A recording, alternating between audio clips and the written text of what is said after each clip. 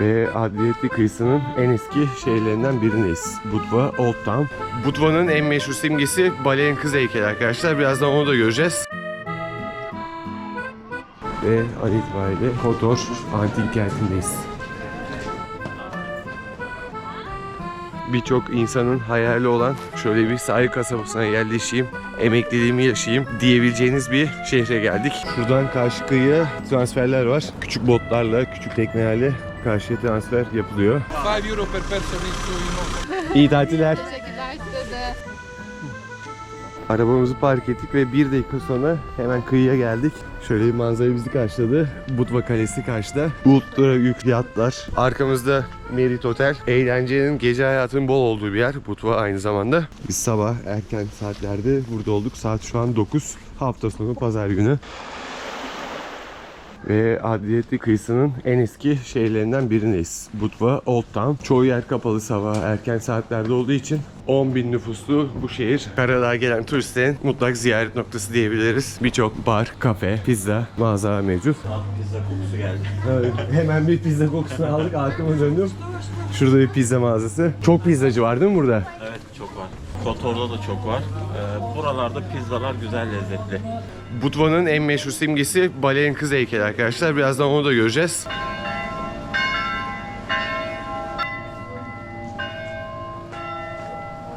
...1828 yılına kadar piskoposluk merkeziymiş bu kilise. Budva'nın en ünlü kiliselerinden bir tanesi. Vaftizci Yahya deniyormuş halk arasında kilisenin adına. Şimdi ibadetimizi yapmak üzere kiliseye giriş yapıyoruz diyeceğim. Yok, öyle bir fotoğraf video amaçlı.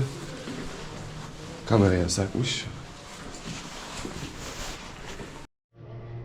Buram buram tarihi kokan Budva sokakları. Buradaki kilisenin hemen yanına şuraya bir türbin yapmışlar. Manzara izleme türbini aslında bu. Muhtemelen aktivitelerde oluyordur bu alanda. 2500 yıllık tarihi şehir. Kimilerine göre Karadağ Miami'si, kimilerine göre de Türkiye'nin Antalya'sı burası arkadaşlar. Vivas Bey.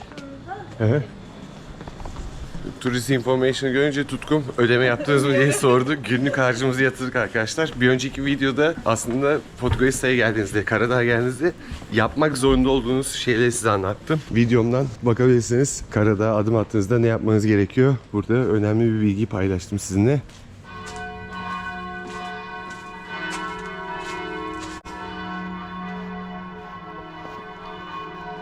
Ve Google'a Budva yazdığınızda karşınıza çıkacak ilk fotoğraflardan bir tanesi aslında meşhur balerin heykeli arkadaşlar. Balerin heykeli küçücük, büyük değil. Resimlerde çok büyük gözükür. Bu sizi aldatmasın. Bunun herhangi bir hikayesi yokmuş. Onu araştırdım biraz. Sadece böyle bir sanat eseri. Zamanla bu Budva'nın sembolü olmuş. Birçok turist buraya geldiğinde bunun fotoğrafını çekiyor. Şu yoldan sonrasında pek bir şey yokmuş, o yüzden gitmiyoruz. Zaten gidenler de dönüyor kısa süre içerisinde. Yazın bu Old Town'da iğne atsanız yere düşmüyormuş. Öyle bir kalabalık oluyormuş. Şu anda sezon dışında aylardan Kasım. Old Town'a giren yolların hepsi böyle. Birçok böyle pansiyon, apart tarzında daireler var yukarıda, üst katlarda. Ve arkadaşlar buraya geldiğinizde tuvaletinizi yapıp gelin. Herhangi bir tuvalet görmeyin. Ve tarihi kentten çıkış yapıyoruz. Yolculuk Kotor'a. Dilim pizzanın fiyatı 3,5 euro. Dün akşam aynı böyle bu tarz dilim pizza yemiştik. Podgorica'da 2 euro yemiştik. Ve arkadaşlar Budva gezimizi bitirdik sayılır. Çünkü tarihi kent dışında herhangi bir gezecek öyle enteresan bir yer yok. Hani turist açısından görülmesi gereken. Plajlar olurdu ama. Plajlar da boş. Budva'yı bitirdik ve Kotor'a doğru yola çıkıyoruz. Caner buranın tarihiyle ilgili bir kitap okumuş. Ondan bahsediyordu. Şimdi Osmanlı çok hüküm sürememiş bu topraklarda. Kısa dönem hüküm sürmüş ve ülkenin tamamını ele geçirememiş. Bunların kralları var, Nikola. Atatürk gibi adam, Rus sempatizanı. Zamanında Fransa'da okumuş liseyi. Adam Avrupa eğitimi görmüş, şunu anlamış adam. Biz Rusya'ya bağımlı kalamayız ama şu var, Rusları kullanmışlar, para almışlar, asker almışlar Osmanlı'ya karşı.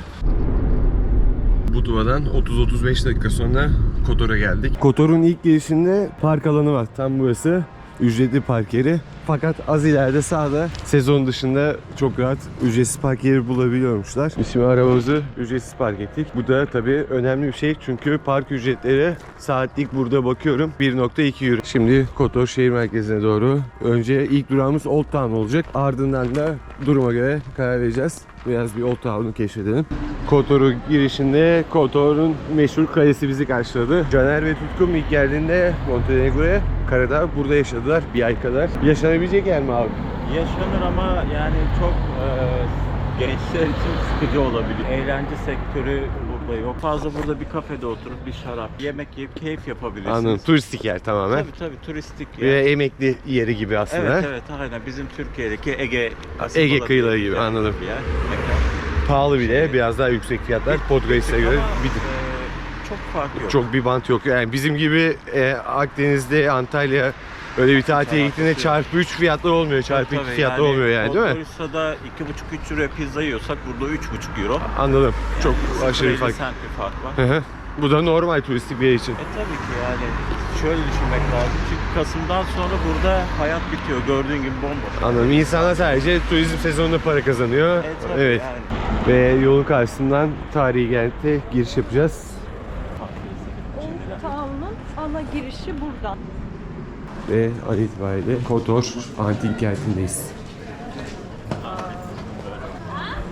İtalya yerine ya da bir Fransa yerine Kotor'a geldiğinizde aynı mimariyi Roma döneminden kalma birçok devletin egemenlik sürdüğü Avrupa mimarisinin örnekleri burada.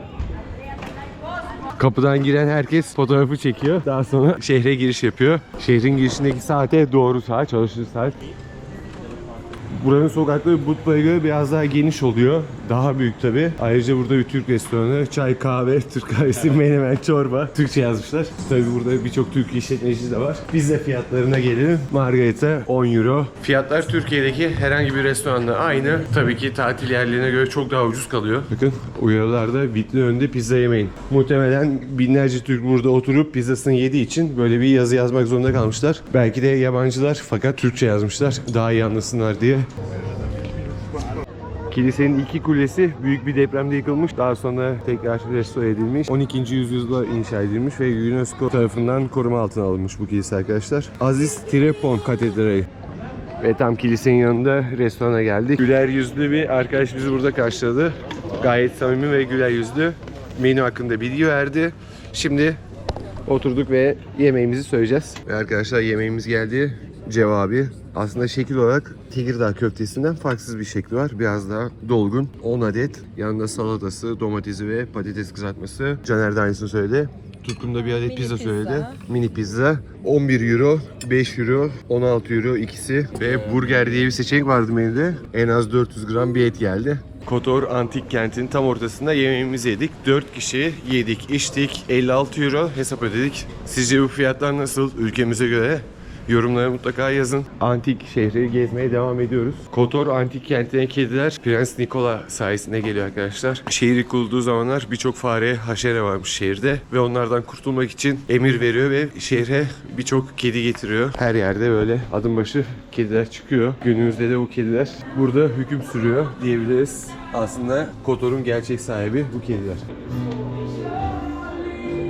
Ve bu yüzden kediler Kotor için önemli bir yer taşıyor tarihinde ve günümüzde. Şehrin kurtarıcıları olarak anılıyor bazen. Milattan önce 168 yılında kurulmuş bu şehir. Tabi kurulduktan sonra birçok fare istilası olmuş. Daha sonra çözümü böyle bulmuşlar. Antik kentin büyük bir kısmını gezdik. Şu anda bulunduğumuz yer burası. Surlara doğru çıkacağız. Biraz tepeye. Oradan şehrin manzarasını izleyeceğiz. Hemen surların ardında nehir. Gayet berrak, temiz. Tarihi şehrin her noktasında kedi bulmak mümkün. Kedi severler için de güzel bir yer. Biz buraya erken saatlerde geldik. Şu anda saat 1 oldu, yeni 1 oldu. Öğleden sonra da birçok turist gelmeye başladı buraya. Biraz daha kalabalık oldu ve birçok Türk var. Türkçe konuşanların sayısı çok fazla.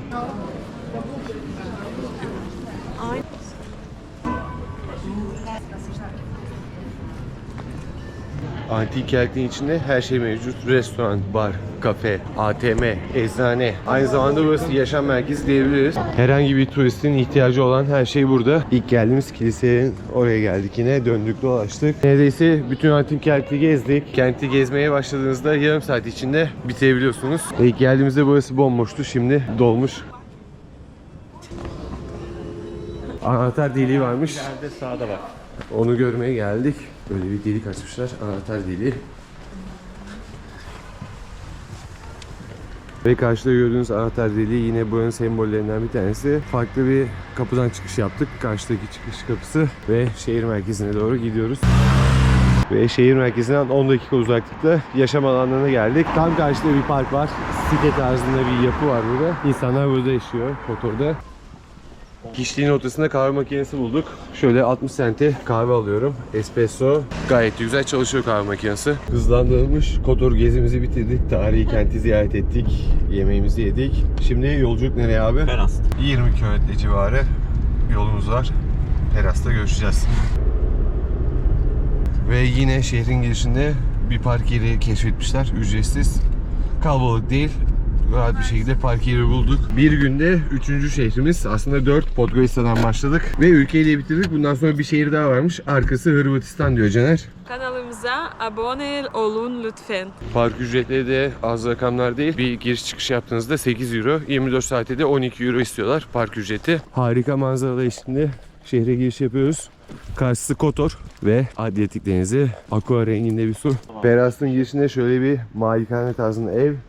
Ve dikkatimizi çeken şey şurada bir havuz olması. Merdivenli. Caner de dedi muhtemelen eskiden bu yol yoktu. Tekneyi yanaştırıyordu. İnsanlar buraya güzel bir malikaneye denk geldik. Şimdi Perast'ın girişindeyiz.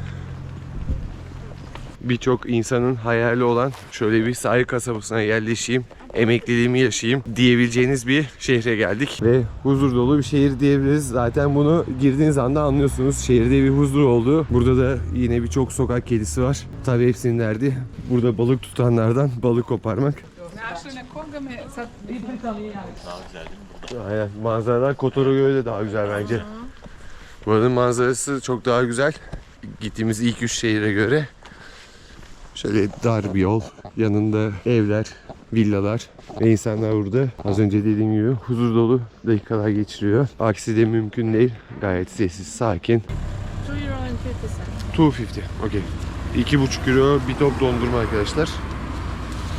Kaş'a hoş geldiniz, Antalya Kaş'a. Ve denize sıfır bir restorana geldik arkadaşlar. Şöyle bir yerdeyiz. Burada Caner kurusunu içecek. Biz de bir şeyler atıştıracağız. Ve şundan emin olun, buraya gelen Türk vatandaşı asla yabancılık çekmiyor. Türk kahvesi bile içebiliyorsunuz arkadaşlar böyle bir yerde. Menüde Türk kahvesi var, baklava var. Her şeyin Türkçe açıklaması var. Hiçbir sorun yaşamazsınız. Ben dil bilmiyorum, İngilizce bilmiyorum diye düşünmeyin. Her konuda yardımcı oluyorlar size. Thank you so much. Have a nice day. Teşekkürler. Bye bye. Mükemmel bir gün batımına geldik. Güler yüzlü hizmet, kaliteli hizmet. Hemen neresi olduğunu göstereyim. Otel Conte diye bir yer. Onun restoranı. Şuradan karşı kıyıya transferler var. Küçük botlarla, küçük teknelerle karşıya transfer yapılıyor. 5 euro per person is Karşıda bir ada var. Kayanın ismi Lady of Rocks'mış. Kayaların lady'si anlamına geliyor. Bizim Kız Kulesi tarzında ama birkaç yapı var orada.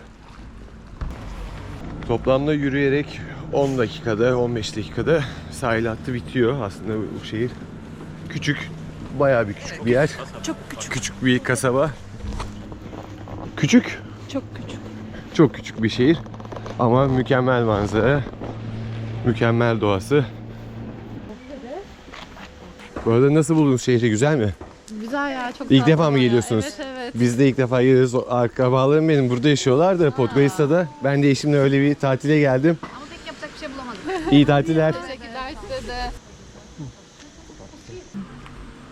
Ve Peras şehrini bitirdik. Peras kentini. Küçük bir sahil kasabası. Gerçekten küçük. Sandığımızdan daha küçük çıktı. Şimdi arabaya doğru gidiyoruz. Günde batmak üzere. 10 dakika sonra karanlık çökecek buraya. Geldiğimiz yol boyunca birçok restoran, kafe mevcut. Burada çayınızı kahvenizi içip denize karşı güzel manzaranın tadını çıkarabilirsiniz. Şehir bundan ibaret ve birçok Türkiye denk geldik burada. Seslerini duyduk. Birçok Türk'ün ziyaret noktası aslında burası. Yabancılık çekmiyorsunuz, zorluk çekmiyorsunuz hiçbir konuda. Gayet huzurlu bir yer. Fiyatlar da makul seviyede, çok yüksek değil. Az önce karşı adaya bot turu sorduk. 40 dakikalık bir tur. Öyle bir gezdiriyor sizi. Kişi başı 5 euro fiyat biçtiler. Bir sonraki gelişimizde belki ona da katılırız. Biraz geç olduğu için biz buna katılmadık.